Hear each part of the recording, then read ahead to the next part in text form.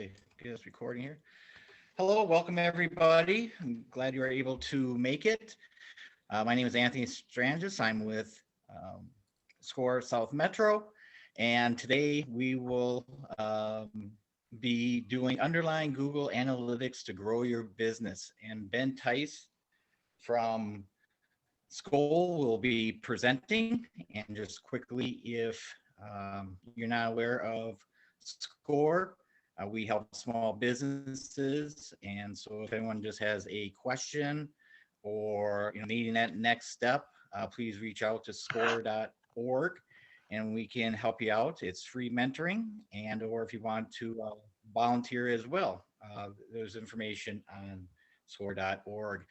Once again, Ben Tice from Skol will be presenting, and he's the owner of it.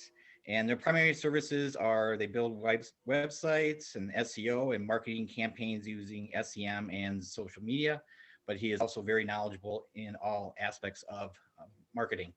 With that, take it away, Ben. Perfect. Well, thank you, Anthony. Welcome all who are joining us here and who will be kind of probably watching this at a later point. But as Anthony said, my name is Ben Tice, owner and director of Skol Marketing.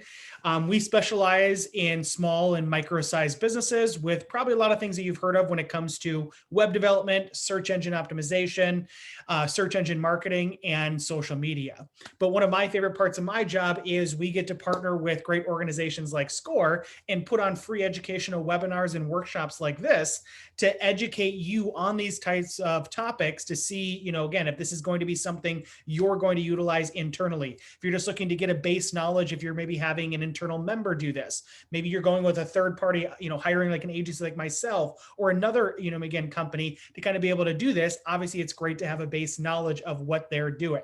So it's really good knowledge all the way around. Today, we're obviously going to be focusing on Google Analytics, but I also encourage you to check out, we have about 9 different topics we speak on. So I encourage you to check out some of our other workshops. But with that said, I'm going to go ahead here and share screen so we can go ahead and get started with our presentation on understanding Google Analytics and essentially knowing how to use this so we can help it validate and grow our businesses. So the first thing that we're going to kind of get into with the presentation is this is kind of our 1.0 course. I should just preface and say we do have a 2.0 course, and we'll be looking to actually probably have a 3.0 one, which I'll cover here in a second, of all the different moving things and changing things that are happening on Google. So what we're going to be talking about is just vaguely, what is Google Analytics? Make sure that we're all on the same page here. Then we're going to get into kind of navigating Google Analytics so we understand where all the components are. And more of the fun stuff then, as we kind of call them awesome analytics, is that we're going to go in, again, to these different types of reports. There are dozens upon dozens of reports, but we're going to cover the ones that if you're going to start doing this, or even if you've been utilizing Google Analytics, these are the ones that you should really be kind of focusing on. Also, if you guys have any questions throughout the presentation, please note to kind of chat them, and Anthony will look to kind of monitor that and let me know if we have questions. We do try to push them kind of towards the end, but if we do have some, we can take some breaks as well. As well as know that not only is this presentation being recorded, which you guys will get a copy of, there's also a copy of the PDF presentation that'll be sent to you as well. So you get both things to kind of help you digest and potentially refer back to it as you go forward.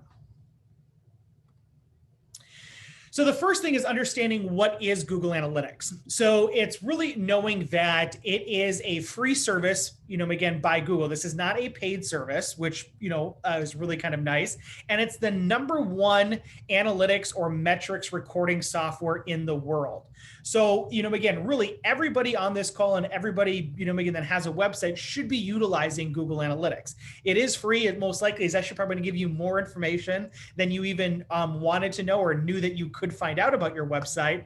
But really, the one thing I do want to mention, though, is that there are different versions of analytics now. And so there is a newer version that Google essentially just kind of released not too long ago called Google Analytics 4.0. It uses a little bit of AI and also helps with, again, like your obviously still with your website, but also apps and other kind of things, more kind of forward thinking.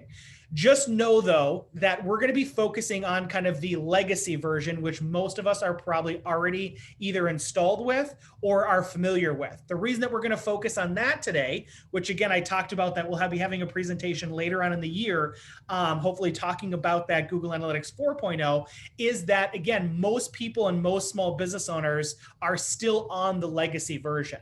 So we want to kind of be able to kind of do that and kind of understand that with that. Now, if you're just starting out, you can kind of decide which way you want to go. A lot of times people still, if you're just getting used to this, you may want to consider still legacy or 4.0.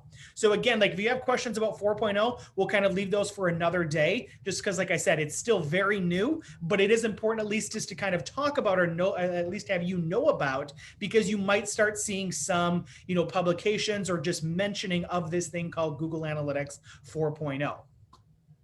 The other thing to know too with Google Analytics is that Google Analytics cannot retroactively go get data. So what that means is your, again, account has to be connected to your website and consistently be monitoring and collecting that data.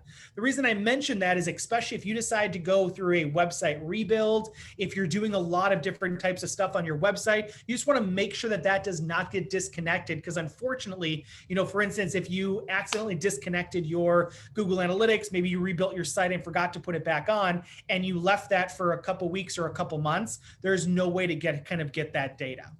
So just make sure that we get that kind of connected. If you're using WordPress, there's a lot of easy plugins to kind of do it. If you're using Weebly, Wix, Squarespace, GoDaddy, one of those kind of builders, they have a very easy section usually in their settings where you can just kind of put the, again, your kind of ID or your tracking code there, kind of just does it and it takes care of the rest. So it is very easy to implement this onto your site. Now you might have to search individually, like I said, if you're using a WordPress or a Squarespace or Weebly, how exactly that platform wants you to do it, but just follow those instructions and just make sure that it's connected correctly. Okay, now when we're looking at navigating Google Analytics, when you open up Google Analytics, this, again, like depending on what screen you're on or whatnot, obviously this is a desktop, is there are mainly 5 main components to any type of Google Analytics when you're navigating it or user experience. So the first is the bottom left. That is simply just the admin section. Why that's important is that's where you're going to be able to, like, for instance, share access to your Google Analytics account. You're going to be able to set up filters. You're going to be able to, again, maybe it's going back and getting your tracking code to make sure that you have that on there correctly. Just like most things, all of that is going to be in the admin section, but it's just important to know where that is. Number 2 is going to be the accounts analytics menu, or menus really, in that all of these are the predetermined type of reports that are out there. So there are mainly 4 different type of groups of reports. They are audience, acquisition, behavior, and conversions. We're going to go through all 4 of them today and start talking about the main reports that you should be kind of considering or at least looking at. And then also there is a real-time report, which we'll also briefly kind of go over as well. But each one of those of audience, acquisition, behavior, and conversions has a drop-down and has a collection of other reports that you can essentially kind of do. These are the predetermined ones by Google. Number 3 in the upper right-hand corner is going to be your analytics date range. This is obviously very important in that this is the date range that your analytics are going to be measured in. One key feature that I want you to kind of look at, which you're actually seeing here on your screen, is the compare feature. This is honestly really where rubber meets the road here when we start analyzing analytics, applying, again, trying to validate, applying an ROI, and really discovering trends either positively or negatively is using the compare feature. So knowing that, again, I could maybe do, January 1st through the 31st of 2021, and then I can compare that to the previous month. Or more importantly, you can also, compare it to the previous year. That's a lot of times where you can really see a lot of good data is when you can start comparing these year over year. Maybe you want to go back and you want to compare all of 2020 compared to all of 2019, seeing all of that data there. When you do that, you can kind of see an example of that here. It not only does the math, it also color codes it for you so that you can kind of obviously see that green is good, red is potentially needs improvement or bad or something to kind of look at it as well. So you can kind of see the example here. But again, remember that if you haven't had your analytics running for 1-2 years, obviously we can't do that comparison because of it. But just, have that keep running. And then when you do get to that year threshold, that second year threshold, so forth and so on, that you'll be able to kind of do more comparisons. But the comparison feature is very critical when you're starting to try to, once we get into more of these reports, it'll make sense. But this is ultimately, that little small feature up there, this is ultimately what makes, again, kind of the story that you're going to tell, or the plan of action you're going to glean from these analytics into your marketing. Number 4 is an export and shortcut menu. So this is where you can kind of save reports. We can export them. You can actually set them up to be emailed to you. So maybe you want to, instead of looking at this manually, maybe you want them to be emailed to you every month, every week, every day, whatever you want. You can actually set up that within the different variations of shareable kind of reports. And then last but not least is just the search function. I always like to point this out is in case you're trying to remember where a certain report was. Like for instance, you're like, oh yeah, Ben was telling me about that really cool mobile report. Where can I find that again? You can just simply go to the search, type in mobile, and it will pull up all the reports that are related to that, or obviously whatever you're kind of looking for. So those are really kind of the 5 main components of things that I want you to kind of make sure that you know about when we're looking at navigating Google Analytics. The other thing then is kind of getting into some of the awesome analytics. So now here's kind of the thing is there are approximately, again, 8 main types of analytics that Google, uses to essentially tell the story, to report on those different reports that you're going to pull up. So really what happens is every report that you're going to see that we're going to talk about here today essentially uses these metrics to measure them. And I'll give you some examples, but like for instance, if we did the geo report to show you geography, if you're gonna, if you're gonna compare, Minneapolis compared to Duluth traffic, it's going to use these metrics. It's going to use users, so we can compare those 2 reports together. It's going to use sessions and so forth and so on.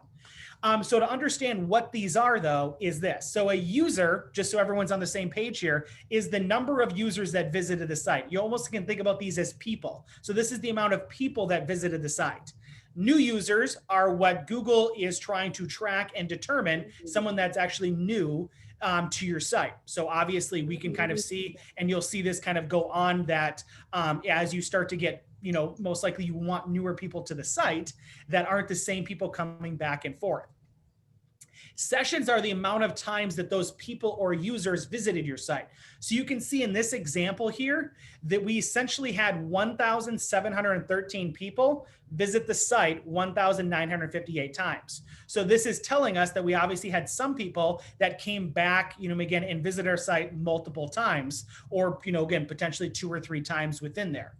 So number of sessions per user is essentially just going to do the math. So every time, again, you can kind of see it just sessions divided by users. So 1.14 is telling us for every user, they averaged in this example, came to the site 1.14 times. Page views is for all these people, for all the times that they came to your site, this is how many pages were viewed while they were on that site. Pages per session is, again, just going to be another math. It's going to take page views divided by sessions and say every time that those people came to the site, on average, this example here is they visited, or they viewed 1.86 pages. Average session duration is going to be on average every time they came to the site, how long were they there? So this is saying that every time someone came to your site, no matter if they were new, no matter if they were old, no matter if they were returning, they spent about 56 seconds on the site during that time. And then last but not least is bounce rate. Bounce rate is essentially going to tell you how many times people looked at one page and then essentially exited your site. So a lot of times this is like the back button, who kind of came to your site and potentially hit the back button or only looked at one page. Now, a couple things to kind of know with this, at the bottom of the screen, you can kind of see, again, an example of, if we're using the comparison feature, to see some of the math that's being done depending on the time ranges that you're looking at. But a couple things that a lot of times people will ask is, well, Ben, again, it's great that we know these stats, but how do I set benchmarks for myself, or how do I know what's good and what's bad? So there's a couple things to kind of know with that. One is that a lot of times to get the best, again, kind of benchmarks or to figure out where you're at or to kind of say, is this good or bad? It's really understanding where you're at and making sure we just kind of continue to grow those over time. Again, I'll get into some, like just industry standard ones to kind of abide by. But the thing is if you're below those, it doesn't necessarily mean that you're bad. It's just that ultimately you want to see growth in all of these, and we'll be able to use reports to kind of tell the story of why that growth is happening or potentially why that growth isn't happening as well. So when we look at this, users, there's really no benchmark for users because, again, sometimes it can be quality over quantity, which we'll get into some of the reports. What's also kind of nice is as we go further into the presentation and as you go further into Google Analytics with the account menu, is that you're going to see that it's more and more quality type of traffic instead of quantity. And so the first report that we're going to start looking at, audience, is much more quantity reports. And that's where we can kind of see the, like the users, for instance. Now sessions, it's the same thing. There's really not a benchmark for that because it's, again, quality versus quantity. But there are a couple things that you can potentially look at that you may want to try to at least strive for. One of them is pages per session. A lot of times what we want to do is we want to at least see a 2 to 3 kind of pages per session. Now, this is going to be predicated obviously on how big your website is. Like for instance, if you only have 3 or 4 pages on your site, it's going to be pretty unrealistic to most likely get that every time someone's coming to the site that they're visiting maybe 3 out of those 5 pages.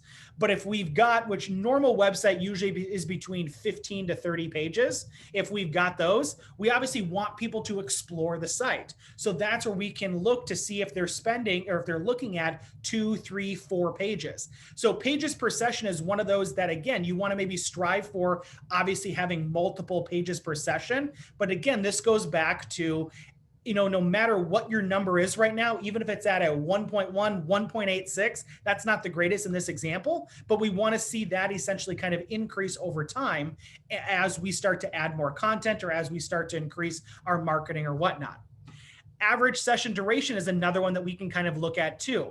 Now, this one's a little bit harder because I will say that depending on your business, that's going to obviously dictate your session duration. What I mean by that is, like, for instance, I'll give you an example. I have a client that does emergency ice dam removal.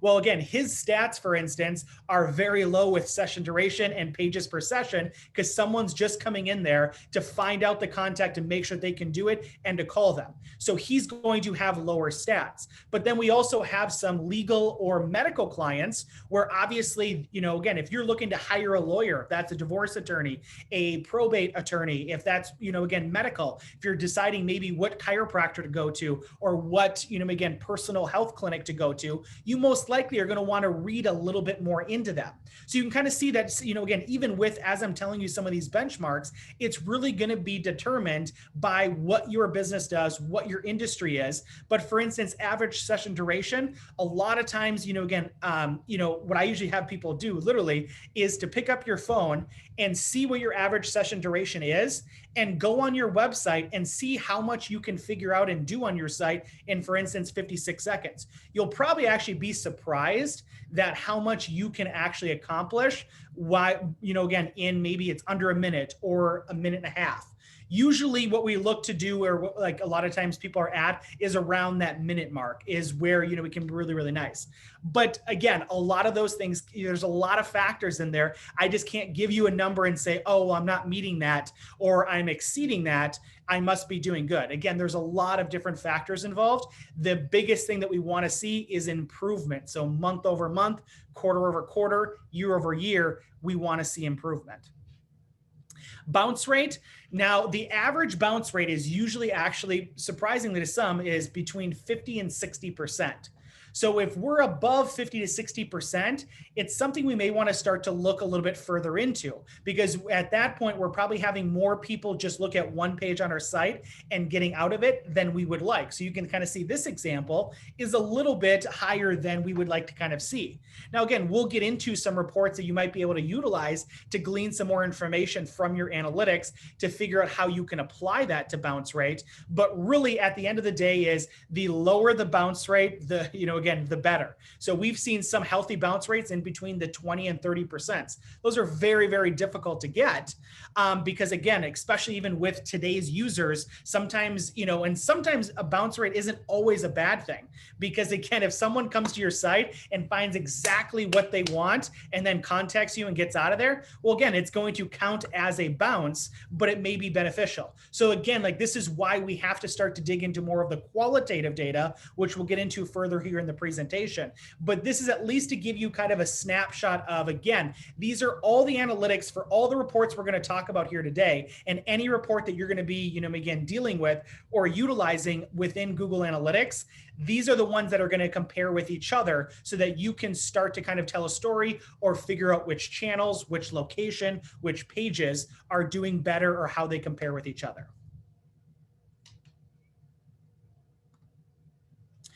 So the first, I just want to touch base a little bit on the admin section again. So just realizing it is a single sign-on, meaning that you can grant access via any Google or, again, Google account or email address. It doesn't mean you actually have to give your email address out.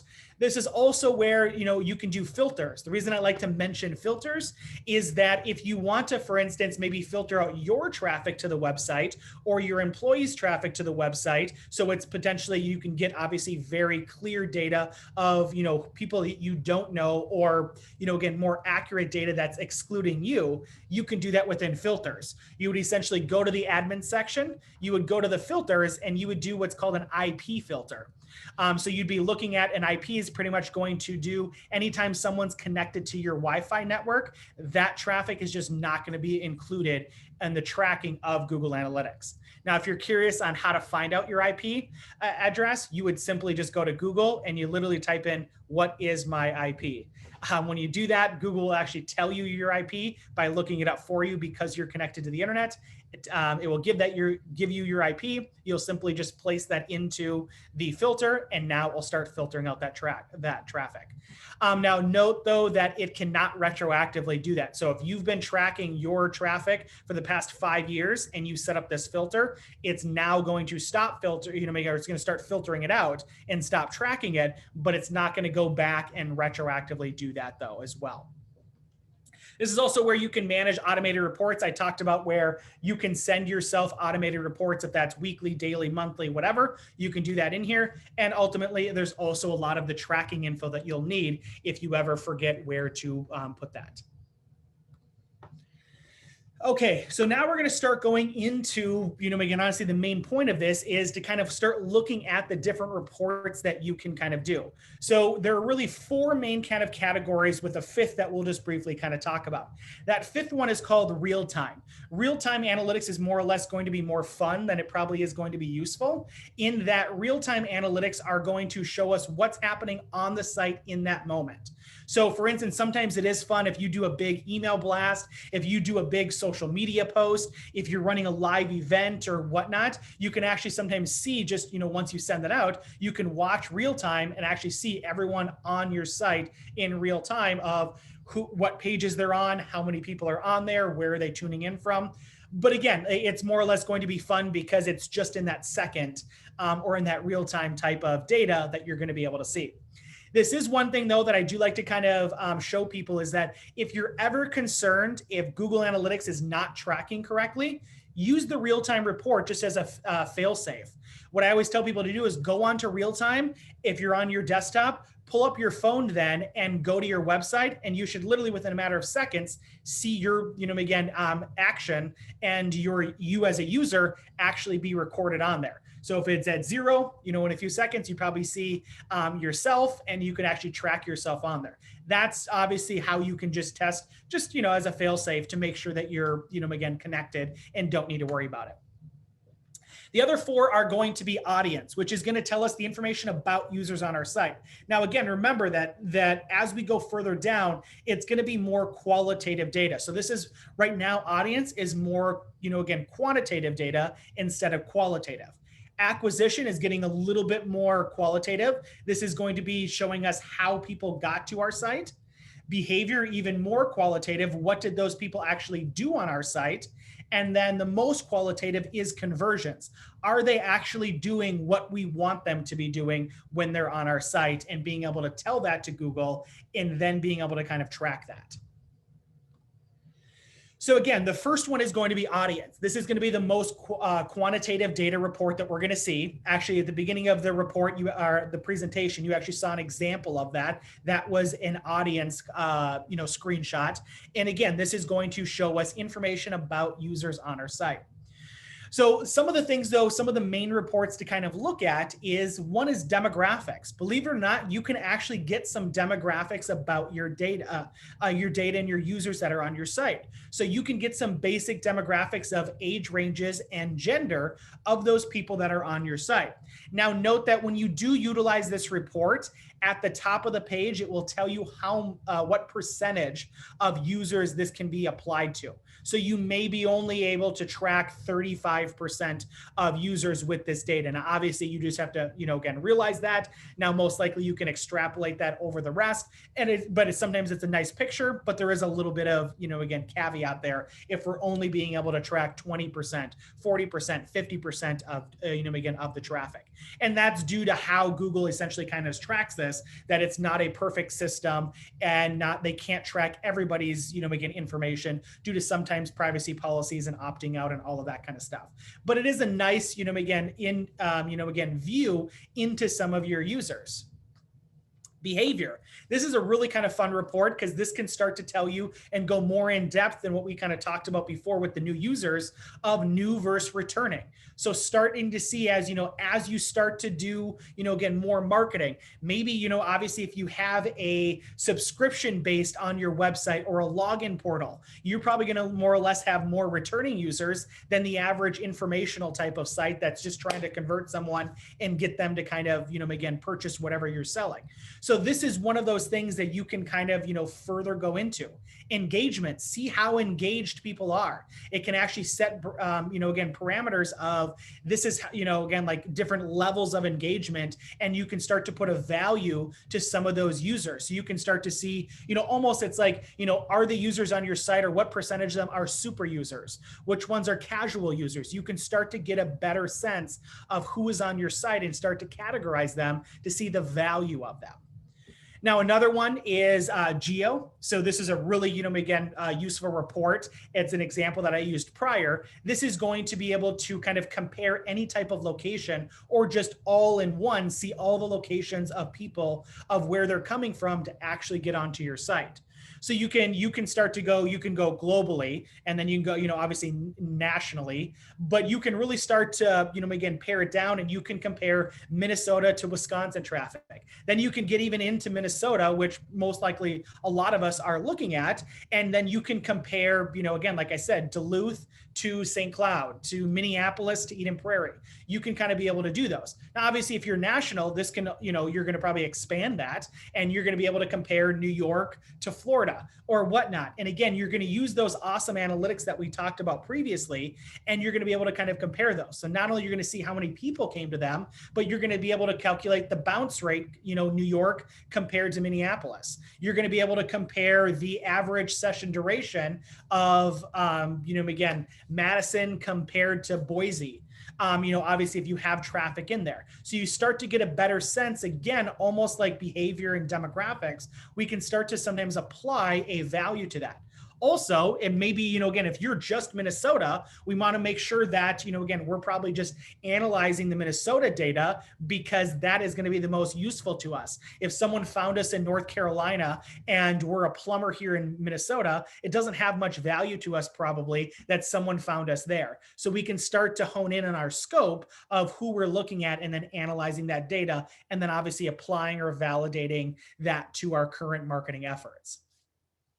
You can also see languages. So even if your, again, business is bilingual or not, it's, again, can be interesting to see who's viewing your site from a different language. Now, a lot of this is automatically done because of Google and because of Chrome and other browsers. It will automatically kind of change depending on that person's preference, and actually, again, will convert or translate your website for them.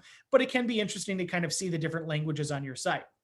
And last but not least is probably one of my favorite reports is the mobile report. This actually shows you the traffic that's coming in on a desktop compared to a mobile device compared to a tablet. I guarantee you that if anyone is, again, has been tracking their data for the past 2, 3, 5, 7 years, you most likely are going to probably have seen a pretty big increase in your mobile traffic as people have started to use mobile devices more. Actually, on average, the average business out there than the average website out there actually has more traffic from a mobile device than a desktop. Now, obviously, some of that may be different and you maybe buck some of those trends, but it really is kind of cool. And again, we can use some of those awesome analytics to then compare the average session duration on a mobile device compared to a tablet, compared to a desktop, and et cetera, et cetera. This can be really useful in us and being able to kind of apply that to our user experience on a mobile device if maybe there's a glitch there or something that we're seeing that doesn't maybe, again, that is significantly less than a desktop or significantly more, and being able to kind of analyze that further. The other types of reports, which these are probably actually my favorite type, a collection of reports, is acquisition. So this is going to tell you, again, we just got done talking about how many people are on the site and, again, a little bit of about them, but this is going to tell us where did they come from. This is really critical if you're starting to run, again, marketing campaigns, if you're doing, for instance, things like SEO and social media and email or again, advertising, is this can be super critical in kind of telling that story. Now, even if you're not doing those things, you still want to know where your traffic's coming from. So you can see that there are approximately, again, 8 different types of channels that someone can come from. So the first is direct. Direct is going to be someone that knows who you are and is essentially going direct, again, to your link. So they're either typing in skolmarketing.com, they're clicking on a link that was directly skolmarketing.com. Maybe it was texted to them, maybe it was emailed to them, whatnot. But again, it's coming, again, they're going directly to a link or they're going directly to your website.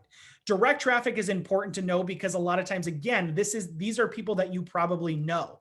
A lot of times when people start a website or start a business, the number one, again, source of acquisition traffic is going to be direct, because a lot of times you haven't built up a relationship with Google. We haven't built up our social media platforms. We may not be running ads or doing email marketing or anything like that. So again, a lot of it's going to be probably offline and doing things like that. We see that all the time when people have business cards. When you start passing out business cards, most likely your URL is on that and someone's typing it in to kind of follow up or to check up on you or whatnot. We also can actually, so direct traffic can also be an indicator of any of your offline marketing. So like, for instance, if you do a mailer, a lot of times you're going to have your, again, URL on there. Some of my clients will actually even use a different URL that we can kind of essentially track so that they know which URL is kind of being in there. But even if you don't use a different URL, most likely if you did a mailer, you're going to see your direct traffic increase. If you're doing events, again, if you're at any type of festivals or shows or trade shows or things like that, most likely you'll see your direct traffic increase because people are seeing that and maybe going on their phone and then typing in skolmarketing.com and kind of checking you out. So there is a correlation between direct and offline marketing that will be important to kind of analyze and look at it as well. Organic traffic is probably one of the most valuable, again, acquisition channels of traffic. And organic traffic is going to be pretty much anything, again, any place that traffic came from on a search engine. So this is going to be Google, of course, Yahoo, Bing, Baidu, again, from China. It's going to be all of those different types of search engines that you're going to kind of be able to see. DuckDuckGo is a big one. Ask, again, so any of those. Now, predominantly, we're going to see Google, but it can be interesting to kind of see that breakdown. And what's kind of nice is any of these reports, if you simply click on their name, you'll get a more detailed report. And I'll show you some examples of that here shortly. But really, organic traffic, again, is almost more or less going to tell us people that are looking for us that don't know that we exist and are looking for our products and services. That's why organic traffic is so valuable, because again, they're using a search engine to find us. They didn't just type in skolmarketing.com. They didn't find us via a social media site. They went to a search engine and, again, found us by searching for a product or service, most likely that we, again, offer. Social traffic is, as you can probably guess, is anything that's coming from a social media site. So this is not your likes or shares or your reach of your posts on Facebook, but this is how many people left Facebook or left Twitter or Instagram and actually came to your site. So that can be super valuable to look at, because ultimately, again, we're getting them off a platform of social media that we don't control. Because obviously we don't control really, how Facebook is and the layout and everything. And then we get them into our website, which is an environment we do control.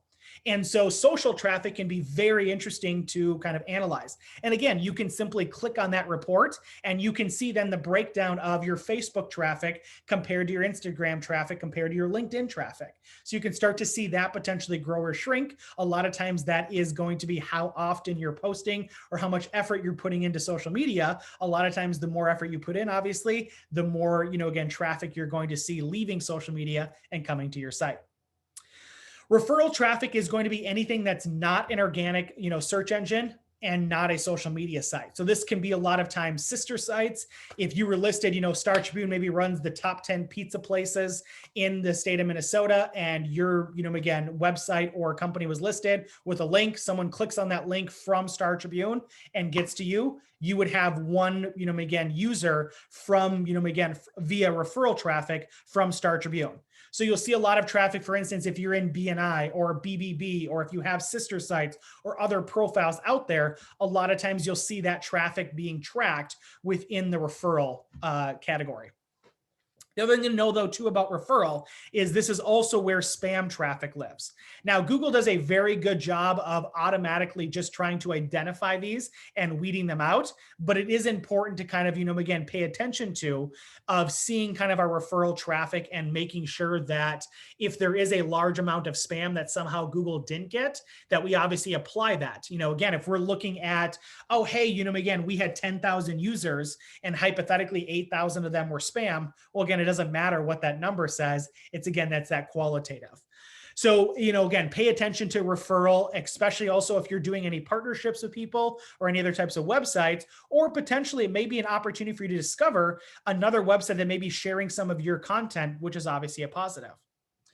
Paid traffic or a paid channel is going to be obviously be anything like with Google AdWords. So if you have Google AdWords, you'd be able to kind of connect that within your analytics and be able to kind of track that and have that all right there. Display is very similar to paid. It's just more like billboard or display kind of ad traffic. It kind of actually, again, breaks them up a little bit for you. So paid a lot of times is going to be kind of your classic kind of text ads. Display is obviously going to be more display ads. And then email is going to be if you're running, again, like email campaigns, like through Constant Contact or Mad Mimi or MailChimp, some of those other kind of ones where you'd actually, again, you'd actually take your analytics account, you'd integrate it into your MailChimp account. And then when you send those out, in those different newsletter campaigns, you'd actually see those kind of recorded here. And last but not least is other. A lot of times, again, you'll sometimes see other or not provided. Again, Google Analytics is not a perfect system. Also, sometimes people have anti-blocking, again, tracking software or whatnot that Google can't obviously read where they're coming from or what they're doing, but they know that they're there. That's sometimes where you'll see other. Now, it should be very minuscule and it shouldn't even be a worry. And a lot of times it's just ones or twos or single digits. So it's not going to be a concern.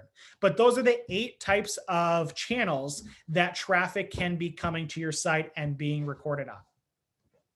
One other thing within acquisition that you can look at is the Search Console or kind of keywords report. So unfortunately, again, this is probably about 10 years ago now, is we used to be able to have a report that would tell us all the keywords, or a lot of times I get questions of, Ben, how do I know what people typed in, again, on Google to find my website? Unfortunately, Google doesn't give us that information anymore, but they do give us some of it. And it's in the form of a platform called Google Search Console. So this would be a platform that if you're not familiar with, or if you don't have, to make sure that you get it, and you would set it up independently, and then you would connect those together to your Google Analytics account. This is going to give you some search query data, so you at least have something to go off of, potentially of what people are searching for and things like that. It's not going to be perfect. It's not probably even going to be what exactly you're going to want, but at least it's something that you can go off of and see some of that search query data of what people are searching for and seeing how that's related to your website. And then last but not least, which I already alluded to at the front, is that you can actually, connect your Google ads in here. So you can obviously manage your Google ads over there on AdWords.com, but you can also integrate them into analytics and be able to see them a little bit more in depth in the same view as you're viewing these other types of analytics on Google Analytics. So these are just some report. Again, see, these are some examples of, remember when I said that you could click into them and actually see what they look like. So you can actually look into here and you can see that if I click on the social network one in the middle, I can see Facebook, LinkedIn, Instagram, YouTube, the different social media accounts. On the, again, the source down here, again, Google, I can see the breakup between Google, Bing, Yahoo, DuckDuckGo, etc. Referral traffic, I can see, again, things that weren't a search engine and weren't a social media site. I can see some examples of where that traffic is essentially coming from. You can see number 2 right there is an example of a spam site. Again, usually they're pretty obvious to kind of see, but you can see that most of the other ones then are, again, are going to be legit. Now, again, sometimes within referral, you might get, you might see something like constant contact there. Sometimes, again, even if you have everything kind of set up correctly, sometimes it will just still get misplaced. Sometimes we find Facebook traffic still in referral and not on the social report. So again, just know that it sometimes happens, but for the most part, this works really nice and you can actually kind of see these reports.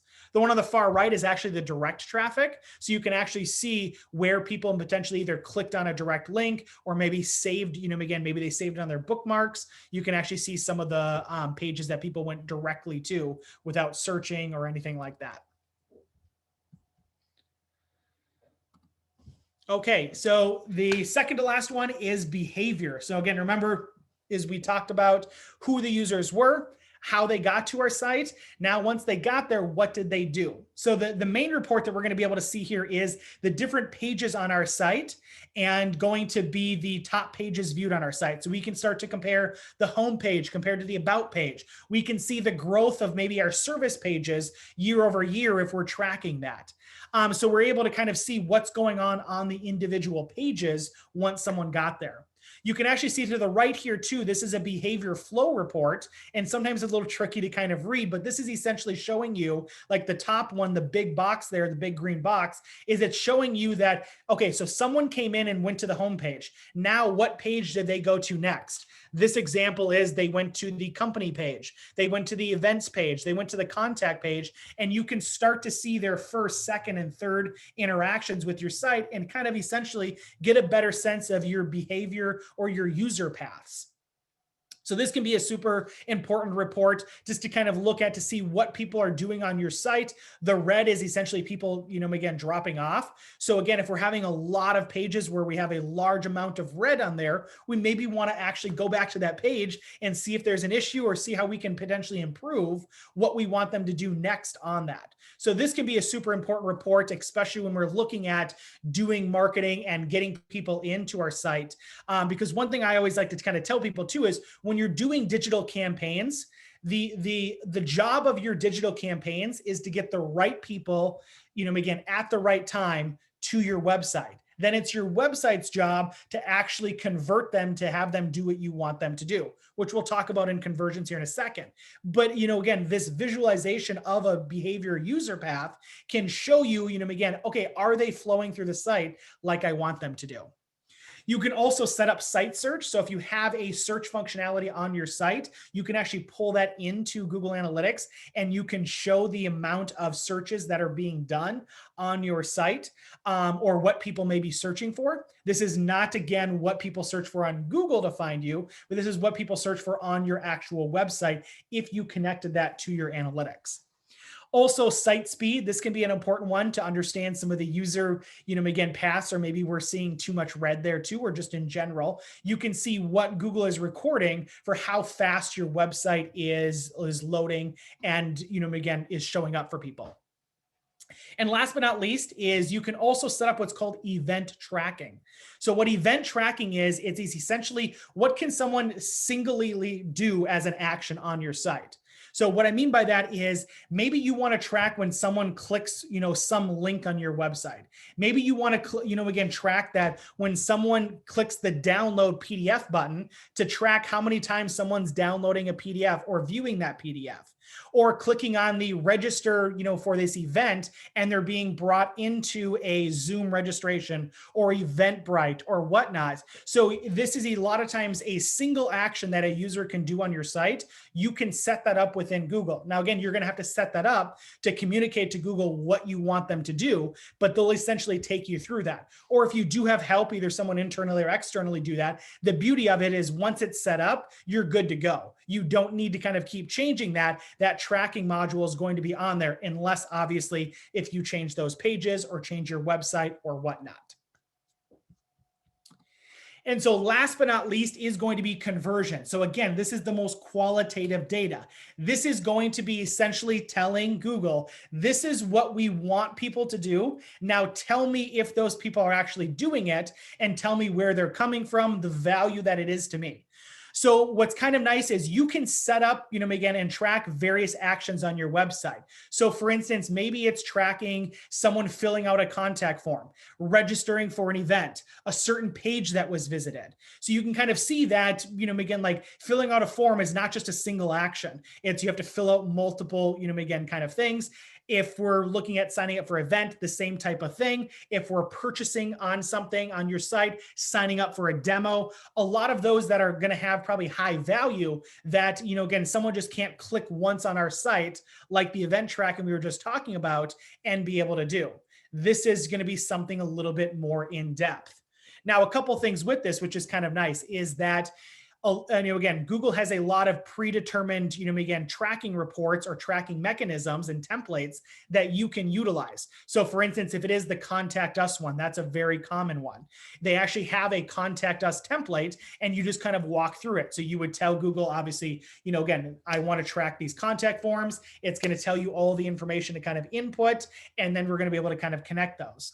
Again, going back to that, if this is too complicated or you don't want to deal with that, if you have someone internally or externally do this for you, what's kind of nice is that, again, you only need to do this once, and it will kind of continue to track it.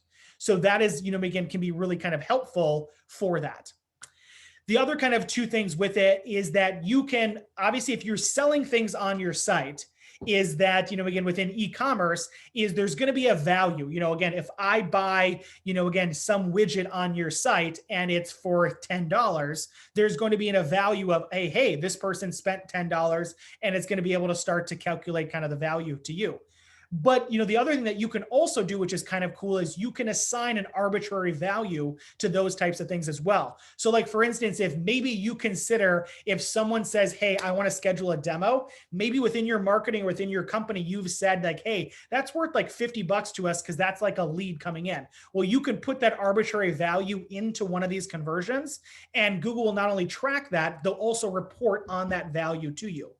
And what you can essentially do with these is you can see in the bottom right-hand corner here, this is actually going back to our acquisition reports, is then you can actually start to pull in your conversions to your acquisition report on the far right here, and you can actually see where these people are coming from that are doing what you want them to do. So we can see, okay, like this example right here has an e-commerce conversion rate of 9.21% when people come from organic search. It has a 14.81% conversion rate if they come from direct. So again, you can start to then analyze and start to put all these pieces together to really kind of tell your story, and to start to, again, validate and associate an ROI to your different marketing efforts, even if they're offline or online, and then specifically to different channels, if that's social media, SEO, paid ads, et cetera, et cetera. So I've been kind of talking about this, but it's just really kind of nice to kind of take a break and just kind of, again, really look at these three things. That the idea between Google Analytics, it's one of the very few Google products that if you just sign up for, you don't get a benefit, meaning that like if you use Google My Business or Google Search Console, or, again, do SEO and you do some of these other kind of platforms, you get a benefit, and it's essentially trying to help your relationship with Google. Google Analytics isn't like that though, but with it, we can essentially start to, again, validate our ROI, again, put an ROI, return on investment, to our marketing efforts. Again, if that's tracking conversion, if that's just tracking growth, we can strategize. We can figure out maybe our user paths, or figure out why our average session duration or our pages per session isn't where we want it to be. Maybe it's looking at the demographics that, again, if we have older demographics and we want younger ones, we can start to look at that type of data. So we can really start to see, maybe which pages on our site need to be, again, have some more work on them if they're not getting viewed as much. We also can discover new things. We kind of talked about that through there, is that maybe we discover a new demographic.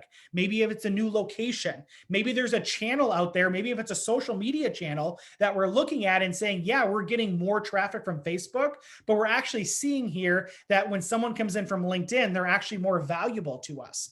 That's where we can start to discover some of those new opportunities, or hone in on some of our target markets by utilizing this data and being able to kind of assess that and apply that to our marketing efforts.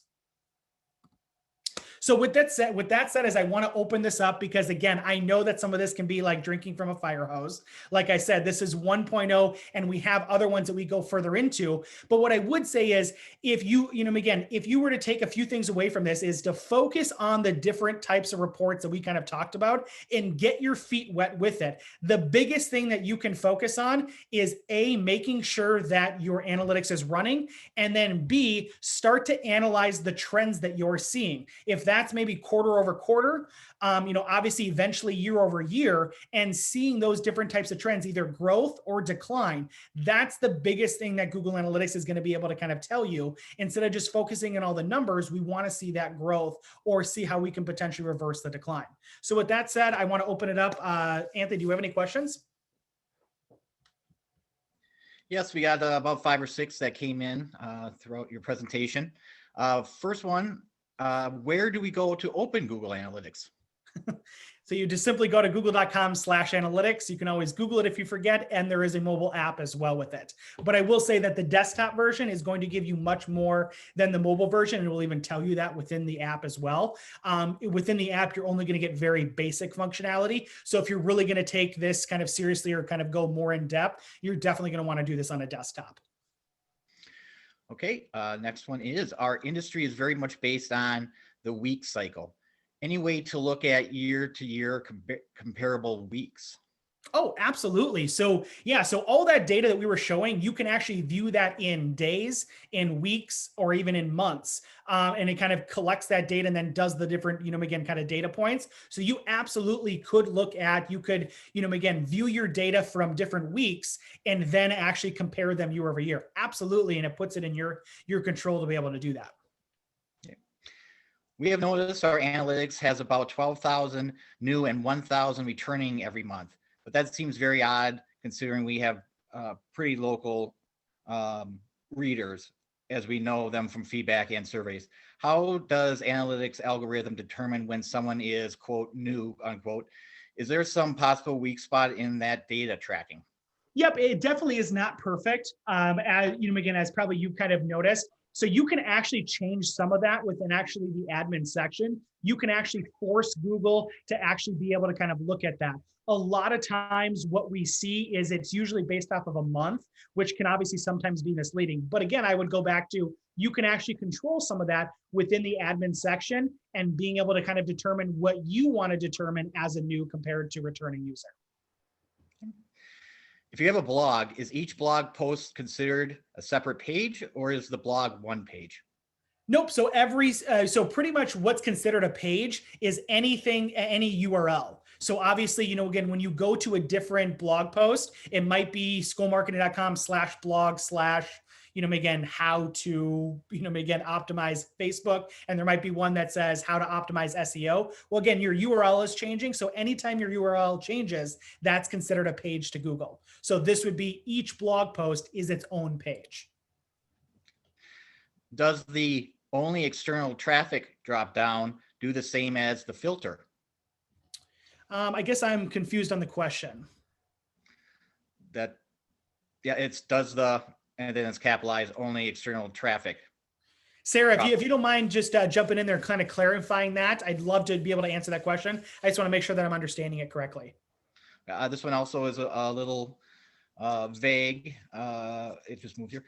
Good graph here, question mark, more direct traffic over paid. And this was on the Awesome Analytics acquisition slide. Sorry, say it again. Good graph here, question. Oh, Anthony, we can't hear you.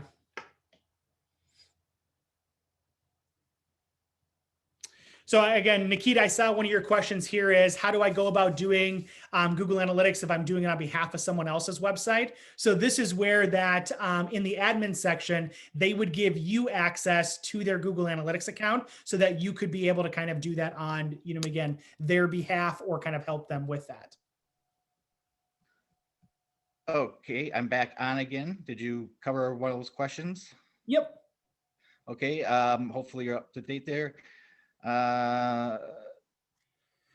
Also, when we get referrals from Facebook, I have noticed that it splits all the page views into different links. So we get one view from this link and a variation of another user from a different link.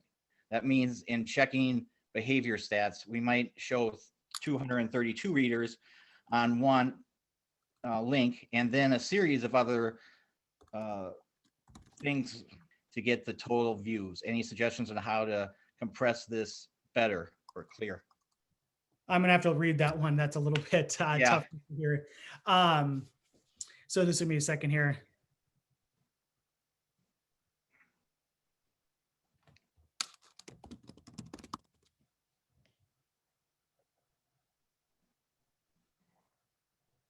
So if we're, again, like Mickey, if you maybe want to reach out to me, because again, I'm a little confused if you're talking about Facebook, again, on actually reading it on Facebook, or if you're reading it on, again, Google. So you can actually see, if you're asking, again, if you can actually see what pages they're on and stuff like that, you just have to add some filters to it, or you have to go further in depth and actually add some parameters to your, to your view. So you essentially can see what pages did they go to on Facebook. You don't just have to be able to see that, hey, 200 people came to the site. You can actually go further in depth from there. Okay, going back to Sarah, instead of quote all website data, quote, choose quote external traffic only, quote. I guess it's more of an answer. And then Mickey says, will do. I can show you how it works on analytics. Would love parameters advice. Yep, perfect. Well, awesome. Well, I'm looking at the questions and I think that we're about set there. So if you guys have any other questions, I know some people have been trying to send me some direct messages and I'm trying to kind of get to them. But if you guys have anything more, obviously you guys do have my contact information here. I encourage you guys to kind of reach out and I can look to kind of help you guys out there. We also do free consultations. So if you are looking to kind of ask a little bit more in-depth question particular to you, obviously it can be much better done in a one-on-one kind of environment or, again, offline than obviously in our classroom style here. So I do want to thank you guys all for tuning in today. I encourage you guys to check out our other workshops. If you guys have any questions about our services that we offer, please feel free to reach out. But I encourage you to kind of obviously check us out online. I appreciate you guys tuning in today, and I hope to see you guys at a future event. Thank you. Thank you, Ben.